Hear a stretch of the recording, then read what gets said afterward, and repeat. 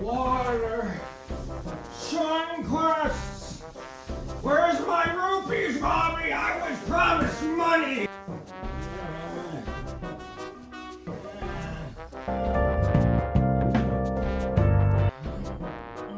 Stop it.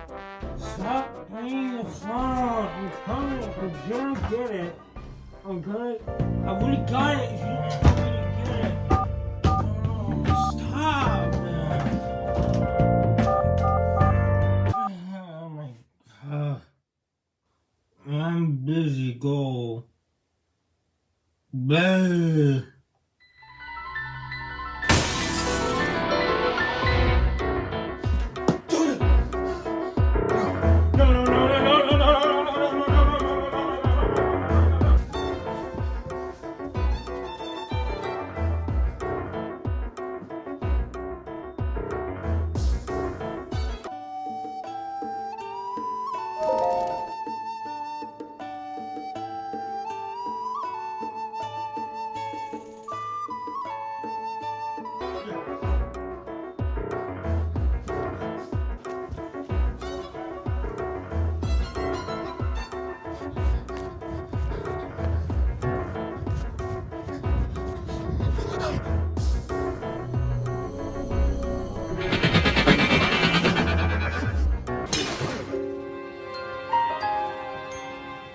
Yes, this game's pretty fun. Look, I get that's not like a super hot take or anything, but like, have you played Breath of the Wild?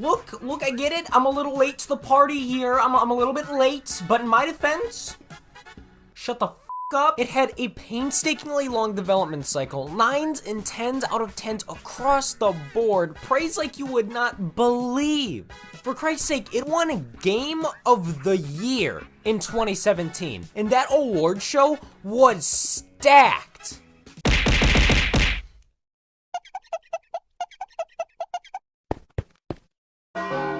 So I must have absolutely loved this game when it came out. Just went to town on it. I must have put hundreds of hours into this thing, exploring every nook and cranny of the world, talking to every NPC, getting every item, fighting every enemy I could get my pasty white Hylian hands on, finding every Korok, every shrine, admiring how hot Link is. Wait a minute. And with Tears of the Kingdom just releasing not that long ago, I must have been hyped as shit for that game.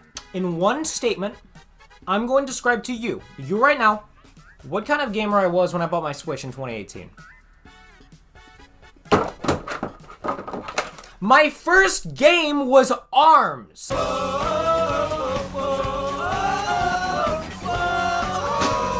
I wouldn't play Breath of the Wild for the first time until my friend would walk up to me in 8th grade and go, "Hey man, do you want to do like a video thing?" "Yeah!" "Well, hot dog!" Like the creepiest thing I've ever seen in the last one. No. Just run! No! Run!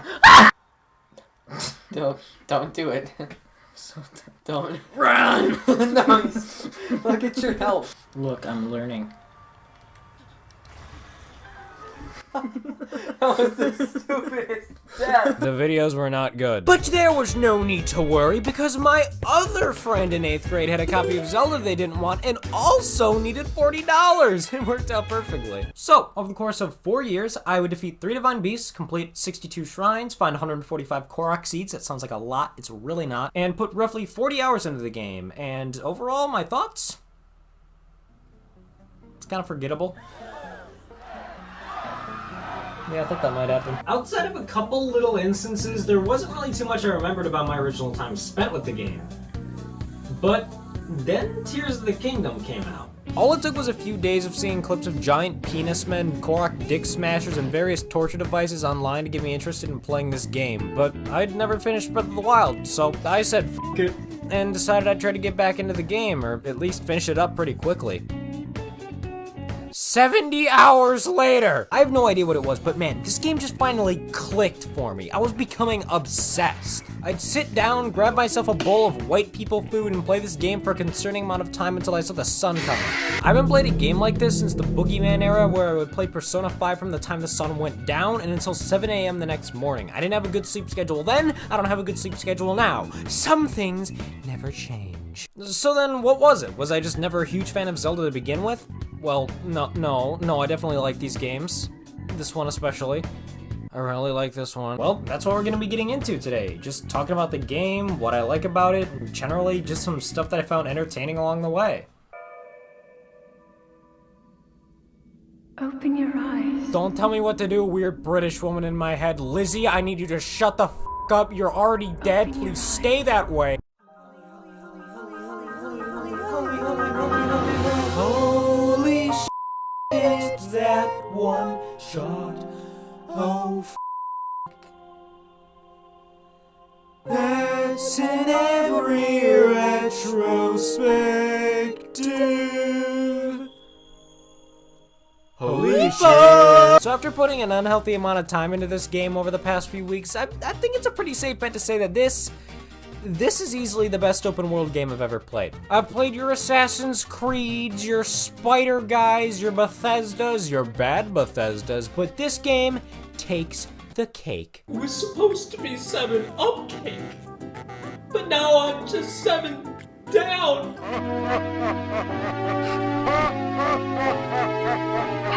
My opinion on this game had done a full 180. It went from that one Zelda game everyone likes and I'm the weird one to, the game's almost as good as Majora's Mask. I really like this game, okay? Let me have this. There are a few main factors that I think played into me loving the game this time around. Reason 1! Zelda's Sad Castle. I remembered always hearing about how people called the Breath of the Wild reveal trailer one of, if not the best video game trailer, and well, I thought it was good. I didn't fully get it. But now I get it.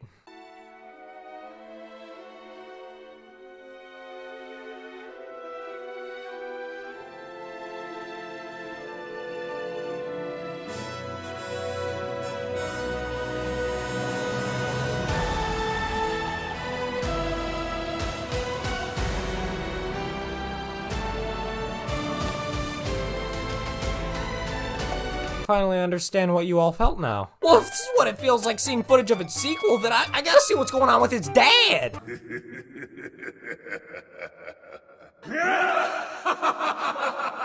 Where's the cake? No milk. Hello, ma'am. Could you happen to spare some milk? My supplies seem to have run dry. We can go buy from the store. Let's go buy from the store. Let's go buy it from the store. Let's go buy some from the store. Let's go buy some from the store. Let's go buy some from the store. Reason 2. Random bullshit. You see, there's this certain element to some games that I just can't get enough of, and it's a thing that I like to call letting me f around at my own pace. Or letting you make your own fun, as normal people would call it. I've always been drawn to games where I can just make up the most dumb and ridiculous scenarios possible simply because the game allows me to. Take, for example, The Rock Quest! Check out the Black Adam experience on Roblox. I was just trying to solve a simple little Korok puzzle so I could summon the little guy, but oh no! Oh! My dumbass threw the rock in the water! Whatever will I do? Most normal people would just walk away and wait for the rock to reset and load back in so that they could solve the puzzle. But instead, I decided to take a trek through the water and across land in order to get a new rock over to the island. Because why the f not? Hey, is that a boat? I think I can use that. And then after a little while, I found a cave filled to the brim with my little treasures. And so I'm walking. And so I'm gonna walk. I'm gonna be the one that walks this walk to you. Alright, there's not much further to go. This turned out not to be so bad. It's a weird looking horse.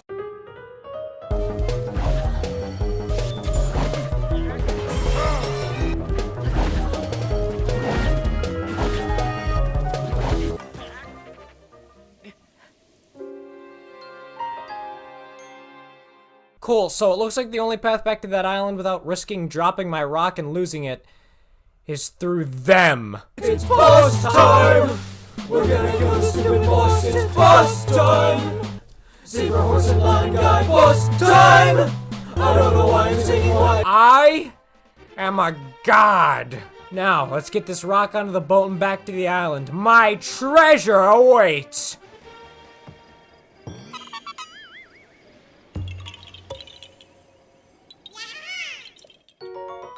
Joy. Now, was that entire rock escort mission I just went on completely pointless? Yes. But it was fun, and that's what matters at the end of the day. I already have a tendency of creating dumb characters and scenarios whenever I play other games, and for me, Breath of the Wild is that, but like, the entire time. The game lets you go about doing things in pretty much any way you want to. Solving puzzles, fighting enemies, traversing the landscape, however you feel like doing it, it's all up to you. The game is designed in a way that makes so many different aspects of the world interactable in some way. It almost feels like Breath of the Wild, in a sense, reinvents what open world games can be, for me at least, because I've never seen an open world game as non-linear and truly open as this. And you know, that's kind of funny considering how notoriously linear this entire franchise was up until now. Link needs the 8 sacred egg McMuffins to save the world from Superbad.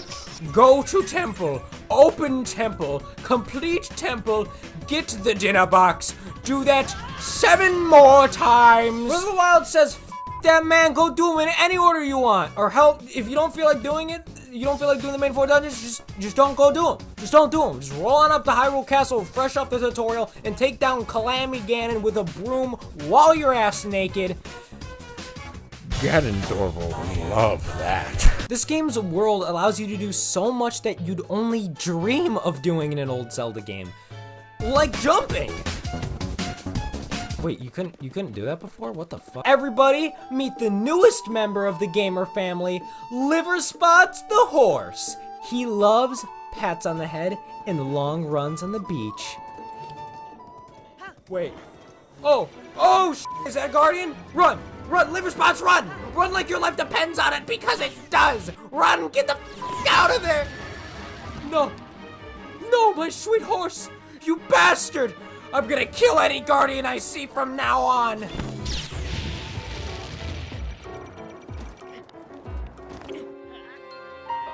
This means war! I'm not afraid anymore. Do you hear that? I'm not afraid anymore. There's a lot of different ways to interact with your surroundings too. Instead of Link's many key items, this time you've got 4 runes to use. Cryonis to freeze water and create little platforms, Stasis to stop time on enemies and objects, or make them go flying. That works too. Magnesis, which can move around metal objects, and bombs, which, I don't know. There are plenty of clever ways to utilize each of these as you're exploring the world, and it never feels like one problem only has one solution. You can go about solving things in a multitude of different ways. Oh, what's this? A little metal puzzle? Well, let me just pull out my cartoonishly large magnet and... bam! There we go. I should probably talk about these guys, shouldn't I? Okay, so another thing I love about this game's open world is how the player is incentivized to explore, because like I've already mentioned, there is shit everywhere, quite literally in some cases. The 2 main ones in this game are Koroks and shrines. Koroks were these little tree dudes introduced back in Wind Waker, and while most of them just chilled around the Deku tree in that game, they are now fucking everywhere. That sounded like a lot worse in execution now that I think about it. There are 900 of these little demented saplings. But that's fine because they're actually pretty useful. Collecting enough I need water. Collecting enough Korok seeds and giving them to big man on campus lets you upgrade how many slots you have for equipment. Or if you're dumb like me, you'll forget that Hestu existed and build up a supply of over 200 Korok seeds. I'm a normal, okay? I don't want to hear it. I don't even want to hear it from you. I'm normal. Stop it. Stop it. Stop. Oh my god, dude. I'm so sick of it. I'm hearing it all the time. I never get any respect in this household. Most people, including myself, probably joke about just how many Koroks there are in this game, but I'm completely fine with that. Getting a seed from completing a puzzle or checking your surroundings is really satisfying to me for some reason. It just scratches this certain itch in my brain that just makes me go, Yes. That was a good job, me. It's the same reason why Metroidvanias and collectathons are my jam. Exploring different areas, collecting a bunch of different stuff, and ticking it off of a mental checklist just feels really satisfying to me. And that's the same reason why I also really like the shrines in this game. There's still the 4 divine beasts, but shrines, for the most part, replace traditional Zelda dungeons here. While I do prefer having a bunch of big, more traditional Zelda dungeons to go through, I won't deny that hunting for some of the 120 different shrines is really fun too, and fits this game's structure a lot better. You hop into one, do a little mini dungeon puzzle, talk to the old geezer at the end whose body looks like it'll turn to dust at any second, and now you've got the orb. Some of the shrines have some really cool quests behind unlocking them too. The Shrouded Forest, the 3 Triforce Springs, the Maze Shrines. I've always wondered how it felt to be in the Maze Runner. The 3 Hinox Brothers, and literally all of Eventide Island. I feel like that one piano in Mario Sunshine, and I was once trapped on the island. But now I stare longingly at it, wishing to complete its trials once again. Anyways, getting 4 of the spirit orbs from the different shrines though, and you'll be able to upgrade either your health or, more importantly, your stamina. Now I can climb anything I want, and no one can stop me. Except maybe the rain definitely can. But yeah, there's just a lot of stuff in this game to keep the player occupied as they play through it, random rock quests aside. The different locations and landmarks alone can feel almost overwhelming at times. I'm scatterbrained as is, so a trip of me going from destination A to destination B isn't a straight line, it's a tangled up headphone wire. It's kinda like I said before, this game scratches a similar itch for me when I play a game like Hollow Knight. Getting into every nook and cranny, finding every little item, every enemy encounter, ticking off an imaginary completion box in my brain as I go. Sometimes you don't need a certain goal in mind or a particular location you're looking to go to. Just pick a direction and go. You're bound to run into something new eventually, or maybe even something you missed before. It's not about the destination, it's about the journey. And the destination is fire. Fire everywhere. I don't need your potion. I'll be fine on my own. My jeans are filled with a dozen banquet meals. I'm an unstoppable machine. Now let me in your village. I need some fireproof armor and quick. And I honestly think that's what my main problem was when playing through this game originally. I just beelined it straight to the Divine Beast and ignore a lot of the surrounding area, which resulted in me missing out on a lot my first time through. There's so much to uncover everywhere you travel in this game, it's insane. Reaching a new landmark you haven't been to before, uncovering a new shrine, or even something as simple as finding another Korok is just all so satisfying. Even when it's something like going to raid a Bokoblin camp or fight a mini-boss, there are so many different ways you can approach every situation. It's all about creative problem solving. Creative problem solving! I really wish I could just like snowboard down the mountain on this like frozen guy's body. Is that weird to say? I really wish I think that would be really funny. The way combat works in this game too just flows so much nicer than in other Zelda games. Zelda combat wasn't really all too deep before, and while it's not super complex now, there are just a lot more ways you can approach a fight. Run in head first and try and dodge attacks to get flurry rushes, use nature and surrounding objects to do the fighting for you, or just huck bombs at them for a lot longer than you probably should. Please, just stop, just go hit it with like a sword or something. This is taking forever. This is especially the case when it comes to the weapons you use, as everything has durability and the potential of breaking at some point, which like I know is a big point of contention in this game, but I've personally never minded it at all. I get it's annoying having a powerful weapon as a reward for something, only to have it break on you later on, but that's mainly just to keep the players on their toes more than anything. You can't always rely on the strongest gear you have, and it forces you to get pretty experimental with combat, trying out a bunch of different weapons and only saving your best gear for when you really need it. Not to mention, it, again, incentivizes you to explore more of the open world, looking for new locations and possible weapons to use. I totally understand why a lot of people find this feature annoying, especially with it being brought back in Tears of the Kingdom, but for me personally, I really like how it adds to and complements the rest of the game. But why even go and swing your sword and throw bombs when you keep going and on the sealback? Yeah, what I just said. This is so damn cool. Screw being an actual pirate, this is where it's at. Arr, they call me Crackbeard the Pirate, but not because of me unhealthy drug habits, but rather because I always seem to get sand stuck in unpronounced places. Yar har har. My friends, I would like to introduce you to the newerest member of the gamer family, Bronchitis the Horse. Oh no, a wandering traveler's in danger. I've gotta go save them. Don't fear, young warrior. I'll ride in and help you in this dire situation. Fear not, for I... No, Bronchitis! My sweet Bronchitis, you did this! You missed the moblin and you made them fall! You'll pay for this! Ah! So many interesting characters to meet too, never a dull moment with these little me-maker people. Zelda's always been known for having really interesting and especially weird characters in the series, and Breath of the Wild is no exception.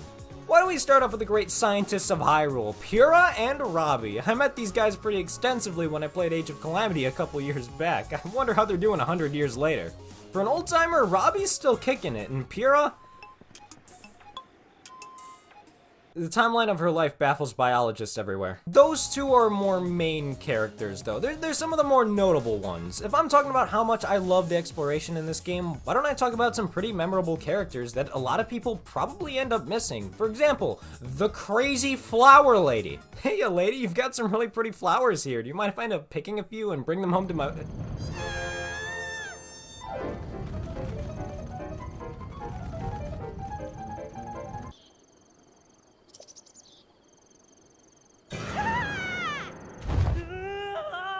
I'll take that as a no. Okay, well, how about someone who won't kill you? Hopefully. Here's this lovely lad named Kilton, the humble monster salesman. Don't get too close, I think he bites. For the majority of my playthrough, I didn't even know this guy existed. I just happened to wander into a chasm after doing a shrine and just found him sitting down there. After that, he started appearing near different shops at nighttime. I'm really glad I found him too, because he sells some really cool stuff. Monster disguises, a hammer with crazy knockback, and even some horse armor.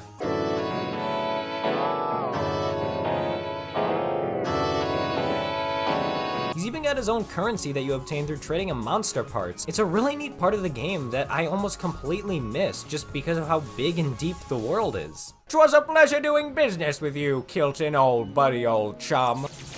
And if we want to talk about weird characters, don't even get me started on the Great Fairies, man. Everyone talks about how terrifying they look in other games, but they are way too affectionate for my liking. I don't care if fairy bath time is the trade-off for upgrading my clothes. I'm getting the hell out of here. Everyone, meet the newerest member of the gamer family, Cracker the white-ass horse, who will swiftly be taking me away from this location. Okay, so bad news, I think I might have lost Cracker somewhere in the Amazon rainforest, but we're safe now, which is all that matters. You look like a person I wish to speak to. A magical fountain that can revive lost horses. Liver spots! Liver spots, we can be together again! I'm on my way! Ooh, cool dragon. We're here. Hello, good sir. Would you be so kind as to give me back my liver spots? Thank you. Now, there's only two things left to do. Get the Master Sword and storm Hyrule Castle. Let's try that again. Now, there's only two things left to do. Get the Master Sword. Good job, and storm Hyrule Castle. Off we go, old buddy. To Hyrule Castle!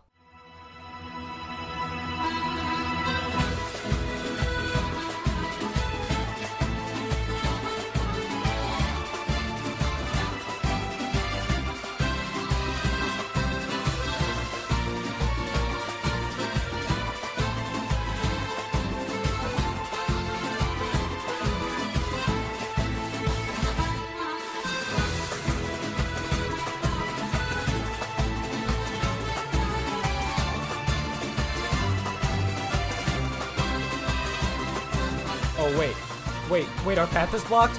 Oh no. Oh no. No. May I ask, do you really remember me? Oh, hold on, let me check. Go on. Taste it.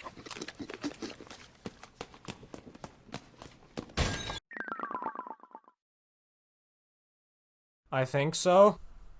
So that was Breath of the Wild. Now, if you'll excuse me, I need to go order as many copies of its sequel as humanly possible. I think it's a pretty safe thing to say that this is one of my favorite Zelda games now. Hell, just one of my favorite games in general. It took me literal years to come around to it, but man, I'm so happy that I finally did. This game just takes everything that I like about open world games, redefines those things, and makes a truly special and really fun experience unlike anything else I've played. Even now, there are still so many things that I know I've missed playing through it. So, naturally, the only thing left to do is stay up until 4 AM again playing this game until I've done everything that I possibly can.